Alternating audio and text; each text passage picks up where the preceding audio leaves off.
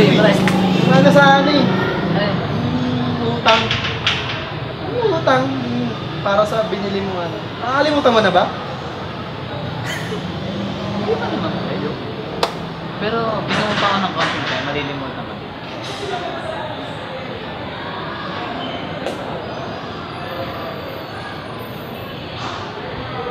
Umutang. Pag singilan, nakakalimutan.